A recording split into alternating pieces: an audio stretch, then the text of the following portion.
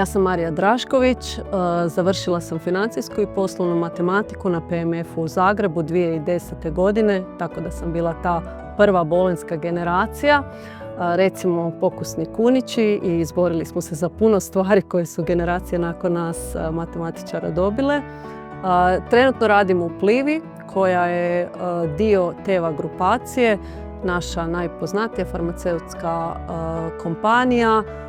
Posebno volim raditi u firmama koje su jako blizu nekim proizvodima koji su direktno namijenjeni pučanstvu. Tako da sam prije počela u Telekomu, nakon toga u firmi za digitalna platna rješenja i ovo mi je zadnji izazov. A moja rola je menadžer za upravljanje korporativnim podacima. Ovako laički najviše se bavim izgradnjom svojevrsne knjižnice za podatke i razna rješenja vezana na podatke iz naših IT sustava. Pa jako rano. Znači već u osnovnoj školi jako sam zavoljela matematiku. Matematika ima svoje pravilnosti koje su jako bliske nekim pravilnostima u prirodi. Tu je možda ta moja kreativa proradila. Prvo sam mislila da ću biti slikarica, da ću biti učiteljica, i onda u srednjoj školi išla sam u matematičku gimnaziju. Najviše su me zanimali u stvari informatika i matematika. Nisam se htjela odreći te čiste matematike, zato sam se odlučila za inženjersku matematiku na PMF-u.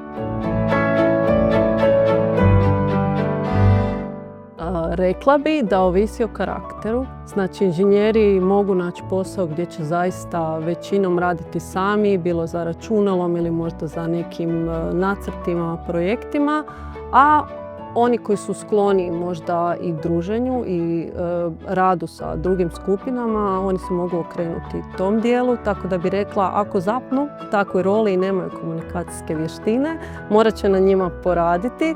Ali grupa inženjera će uvijek biti jedna grupa različitih karaktera i zato je jako dobro zapravo imati nekoga tko možda nije iz inženjerske struke, da nas poduči tim nekim drugim vještinama na kojima se ne radi na fakultetu. Pogotovo rekla bi, tad se na PMF-u nije bacao naglasak na to. To može biti poduzetništvo i znači komunikacija, nekih rješenja. Znači na tome treba raditi što ranije jer u stvari nema toliko prilika. Znači to je onako, inženjerski posao je većinom vezan uz tehnička neka znanja, tako da treba prepoznati rano zapravo što nam nedostaje, na tom što ranije raditi na fakultetu, već u srednjoj školi, i onda kasnije pronaći zapravo ulogu i okruženje koje inženjeru ili inženjerki odgovara.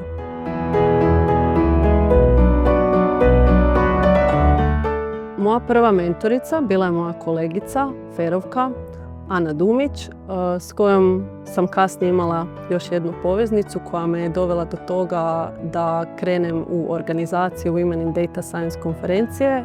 To je jedna inicijativa od američkog Stanford sveučilišta koja podržava ulazak više žena u svijet STEM-a i zapravo pokušava dobiti nekakvu sliku koliko žena već radi u inženjerskom pozivu i istaknuti ih ili s nekim njihovim osobnim pričama ili zapravo s nekim njihovim velikim projektima. Moja mentorica i kolegica Ana je imala jednu osobnu priču i ta konferencija mi je zapravo bila prilika da ona tu svoju osobnu priču podijeli, i zato i ovaj Leo.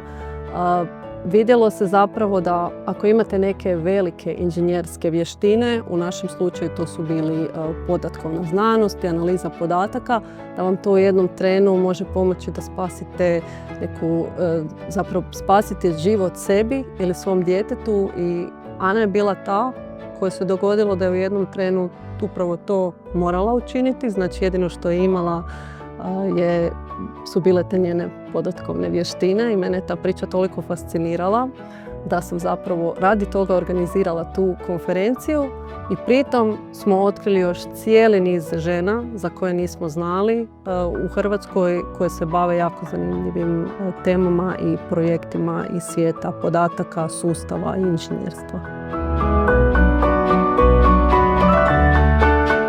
Inženjerstvo i umjetnost su potpuno kompatibilni.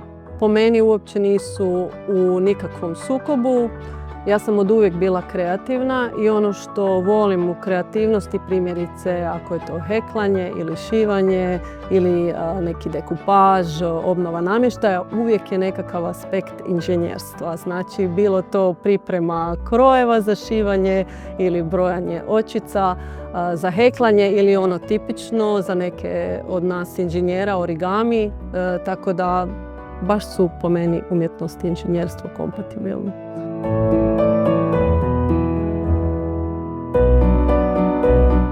Za inženjere je posebno važno nastaviti se educirati nakon fakulteta zato što nam u stvari fali dosta znanja koje nemamo u kurikulumu našeg studija.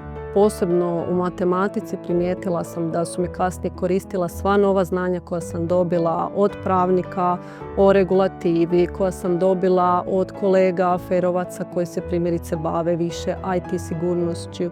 I ono što je meni bilo najzanimljivije je ta odlična prilika da se izučimo malo više o privatnosti podataka, o etičkom korištenju podataka, baš zbog toga što nam dolaze nove tehnologije, umjetna inteligencija i u stvari novi načini učenja tehnologija za koje mi ljudi i ljudi koji rade u korporacijama i u firmama u stvari nisu spremni bez nekog suporta.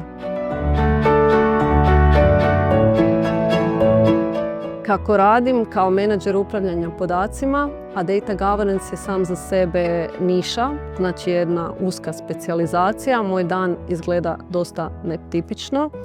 Jedan možda prosječni dan u tjednu je takav da radimo direktno sa poslovanjem, primjerice sa nekim sa proizvodnog sajta koji je uveo neko digitalno rješenje koje koristi podatke na napredan način i mi u stvari pomažemo ljudima koji su ga razvili da ga još bolje drugima objasne, da objašnjenja, informacije o podacima spreme u nešto što možemo nazvati podatkovnom knjižnicom i da pritom zapravo imaju jednu novu metodu održavanja tog rješenja i možda dodavanja nekakvih novih inovacija vezano na to rješenje o kojima prije nisu ni razmišljali.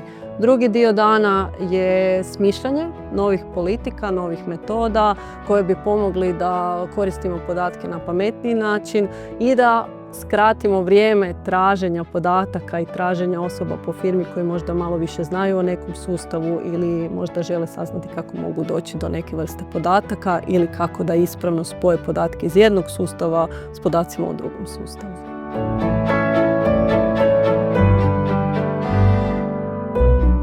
Za mene kao inženjerku definitivno je odlično bilo imati podršku obitelji u izboru. Imala sam neki izbor između FER-a i matematike, u stvari su ispoštovali to moje htjenje da se ipak odlučim za inženjersku matematiku, a kasnije uz pomoć dečka, danas muža i prijatelja, imala sam vremena kombinirati u stvari te svoje dane koje sam provodila u poslu sa nekakvim trenucima opuštanja koji smatram da trebaju svima nama inženjerima i da je zato dobro naći zdrave hobije jer dosta smo skloni zaroniti u nekakav projekt, zaroniti u neke kodove, u nekakva mapiranja, znači u neki inženjerski rad, a to zna dovesti do burnouta, zna dovesti zapravo do zasićenja i svojom strukom, tako da sretna sam da imam podržavajuću obitelj i hobije koji me stvarno čine boljom inženjerkom.